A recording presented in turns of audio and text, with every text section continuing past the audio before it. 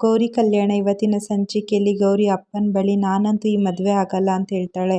ಈ ಕಡೆ ವಿವೇಕು ನಿಮ್ಮ ಫ್ಯಾಮಿಲಿನ ಫ್ರಾಡ್ ಕೇಸಲ್ಲಿ ಜೈಲಿಗೆ ಕಳಿಸ್ತೀನಿ ಅಂತ ಹೆದರ್ಸ್ತಿರ್ತಾನೆ. ಈ ಕಡೆ ವಿವೇಕ್ ತಮ್ಮನಿಗೆ ಫೋನ್ ಬರುತ್ತೆ. ನೋಡಿದ್ರೆ ಅಜ್ಜ ದೊಡ್ಡಮ್ಮ ಏನೋ ಫೋನ್ ಮಾಡ್ತಿದ್ದಾರೆ ಅಂತ ಹೇಳ್ತಾನೆ.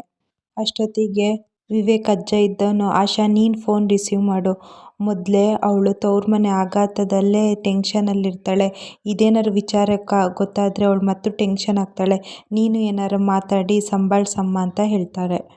ಈ ಕಡೆ ವಿವೇಕಮ್ಮ ಫೋನ್ ಮಾಡಿ ನನ್ನ ಮಗನ ಮದುವೆ ಅಂತೂ ನೋಡೋ ಭಾಗ್ಯ ಸಿಗಲಿಲ್ಲ ಅಂತ ಆಶನಿಗೆ ಹೇಳುವಾಗ, ಅಕ್ಕ ನನಗೇನು ಕೇಳಿಸ್ತಾನೆ ಇಲ್ಲ, ಈ ಮದುವೆಯಲ್ಲಿ ಏನೋ ಸೌಂಡು ಕೇಳಿಸ್ತಾನೆ ಇಲ್ಲ ಅಂತ ಫೋನ್ ಕಟ್ ಮಾಡೇ ಬಿಡ್ತಾಳೆ.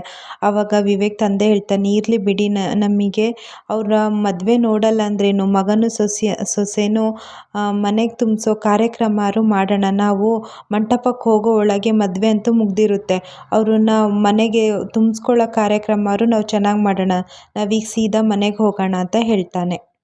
ಇನ್ನು ಈ ಮದುವೆ ನಡೆಯಲ್ಲ ಅಂತ ಎಲ್ಲರೂ ಅಲ್ಲಿಂದ ಹೊರಡ್ತಾರೆ. ಅಷ್ಟೊತ್ತಿಗೆ ಕಾಂತಲಕ್ಷ್ಮಿ ಯಾರೂ ಹೋಗಬೇಡಿ, ನನ್ನ ಮಗಳು ಜೀವನ ಹಾಳಾಗುತ್ತೆ ಅಂತ ಓಡಿ ಬಂದು ಅಲ್ಲೇ ಎದೆ ಇಟ್ಕೊಂಡು ಕುಸ್ತೇ ಬಿಡ್ತಾಳೆ.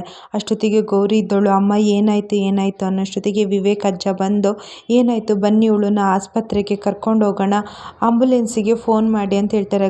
ಕಾಂತಲಕ್ಷ್ಮಿ ಇದ್ದವಳು, ಬೇಡ ಬೇಡ, ಆಸ್ಪತ್ರೆಗೆ ಬೇಡ ಅಂತ ಹೇಳ್ತಾಳೆ.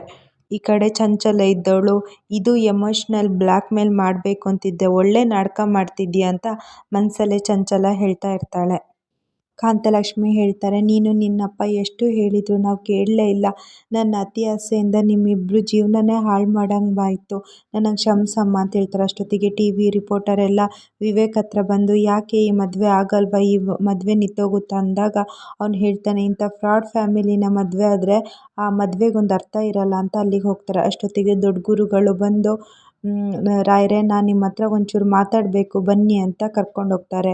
ಆವಾಗ ಮದುವೆ ಆಗುತ್ತೆ ಅಂತ ಅಂದ್ಕೊಂಡ್ವಿ, ನೋಡಿದರೆ ಮದುವೆನೇ ಆಗಲಿಲ್ಲಲ್ಲ ಅಂದಾಗ ಅವ್ರು ಹೇಳ್ತಾರೆ, ನಾನು ಮೊದಲೇ ನಿಮಗೆ ಹೇಳಿರಲಿಲ್ಲ ಈ ಮದುವೆಗೆ ತುಂಬ ಅಡೆತಡೆಗಳು ಆಗುತ್ತೆ ಅಂತ, ನಾನು ಮೊದಲೇ ನಿಮಗೆ ಸೂಚನೆ ಕೊಟ್ಟಿದ್ದೆ ಅಂತ ಗುರುಗಳು ರಾಯರಿಗೆ ಹೇಳ್ತಾರೆ. ಆ ಗುರುಗಳು ಬಂದು ಹೇಳಿದರು, ವಿವೇಕ್ ಮದುವೆ ಈ ಮುಹೂರ್ತದಲ್ಲಿ ಆದರೆ ಮಾತ್ರ ಆದ ಹಾಗೆ, ಇಲ್ಲಾಂದರೆ ಯಾವ ಕಾರಣಕ್ಕೂ ಯಾವತ್ತೂ ಇನ್ನೂ ಅವನ ಯಾವುದೇ ಗಳಿಗೆಯಲ್ಲೂ ಅವನ ಮದುವೆ ಆಗೋದೇ ಇಲ್ಲ, ಈ ಮುಹೂರ್ತ ಒಂದೇ ಇರೋದು ಅಂತ ದೊಡ್ಡ ಗುರುಗಳು ಹೇಳ್ತಾರೆ.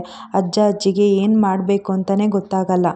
ಅಷ್ಟೊತ್ತಿಗೆ ಅಜ್ಜಿ ಹತ್ರ ವಿವೇಕ್ ಬಂದು ಹೇಳ್ತಾರೆ, ಆ ಮೀಡಿಯಾದವರು ಏನೇನೋ ಹೇಳ್ತಿದ್ದಾರೆ, ಯಾರ್ಯಾರೋ ಫೋನ್ ಮಾಡಿಕೊಂಡು ಏನೇನೋ ಹೇಳ್ತಿದ್ದಾರೆ, ಆ ಫ್ಯಾಮಿಲಿನೇ ಅಂತೂ ನಾನು ಸುಮ್ಮನೆ ಬಿಡಲ್ಲ ಅಂತ ವಿವೇಕ್ ಹೇಳ್ತಾನೆ. ಅಜ್ಜ ಇದ್ದರು, ಸಮಾಧಾನ ಮಾಡ್ಕೊ, ನೀನೇನು ಟೆನ್ಷನ್ ಮಾಡ್ಕೋಬೇಡ, ಎಲ್ಲ ಸರಿ ಆಗುತ್ತೆ ಅಂತ ಹೇಳ್ತಾನೆ ಅಜ್ಜ ಹೇಳ್ತಾರೆ, ಈ ಮದುವೆ ತೀರ್ಮಾನ ನಮ್ಮದು, ನಾವು ಅರ್ಜೆಂಟ್ ಮಾಡಿದ್ವು, ಆದರೆ ಅದಕ್ಕೂ ಒಂದು ಕಾರಣ ಇದೆ ಅಂತ ಹೇಳಿದ ತಕ್ಷಣ ಅಲ್ಲಿ ಗುರುಗಳು ಬಂದು ಹೇಳ್ತಾರೆ, ಹೌದಪ್ಪ, ನಿನಗೆ ಒಂದೇ ಒಂದು ಕಂಕಣ ಭಾಗ್ಯ ಇದ್ದಿದ್ದು, ಅದು ಇವತ್ತು ಮಾತ್ರ, ಇದು ಬಿಟ್ಟರೆ ಇನ್ನು ಯಾವತ್ತೂ ನಿನಗಿಲ್ಲ, ಯಾಕಂದರೆ ನೀನು ತುಂಬ ಗಂಡಾಂತರಗಳನ್ನ ಎದುರಿಸ್ತಿದೀಯ, ಹಾಗಾಗಿ ಇವತ್ತೊಂದೇ ನಿನಗೆ ಕಂಕಣ ಭಾಗ್ಯ ಯೋಗ ಇರೋದು ಅಂತ ವಿವೇಕಿಗೆ ಗುರುಗಳು ವಿವರಿಸ್ತಾರೆ.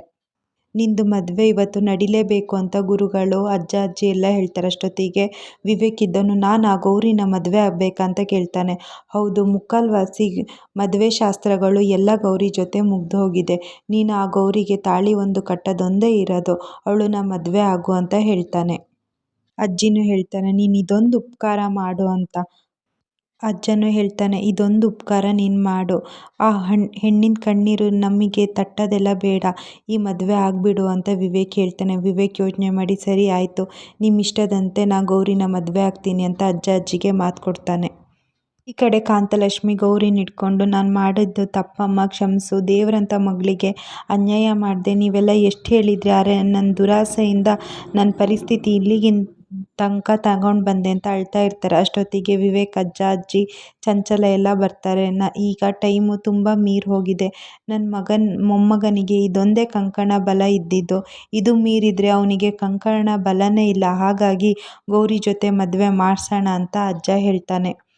ಅಜ್ಜ ಇದ್ದವನು, ಇನ್ನೂ ನಿನ್ನಿಷ್ಟ ಗೌರಿ ಅಂತ ಹೇಳ್ತಾರೆ. ಅಷ್ಟೊತ್ತಿಗೆ ಗೌರಿ ಅಪ್ಪ ಇದ್ದವನು, ನಾನೇ ಮದುವೆ ಆಗಬೇಡ ಅಂತ ಹೇಳಿದ್ದೆ, ಆದರೆ ಈ ಮನೆಯವರು ಹೇಗೆ ಅಂತೆಲ್ಲ ನನಗೆ ಗೊತ್ತುಂಟು, ತುಂಬ ಒಳ್ಳೆಯವರು, ಈಗ ನಿಂಗೆ ಹೇಳ್ತಿದ್ದೀನಿ ಮಗಳೇ, ನೀನು ಮದುವೆ ಆಗು ಅಂತ. ಆದರೆ ಗೌರಿ ಹೇಳ್ತಾನೆ, ಇಲ್ಲ ಅಪ್ಪ, ನಾನು ಶ್ರೀಮಂತ ಹುಡುಗ, ರಾಜ್ಕುಮಾರನಂಥ ಹುಡುಗ ಬೇಕು ಅಂತ ಯಾವತ್ತೂ ಆಸೆ ಕಂಡೋಳಲ್ಲ, ನಾನು ಮದುವೆ ಬಗ್ಗೆನೂ ಕನಸು ಕಂಡವಳಲ್ಲ. ಆದರೆ ನನ್ನ ಗಂಡ ಹೇಗಿರಬೇಕು ಅನ್ನೋ ಅದರಲ್ಲಿ ಒಂದು ಗುಣನೂ ಇವನಲ್ಲಿಲ್ಲ.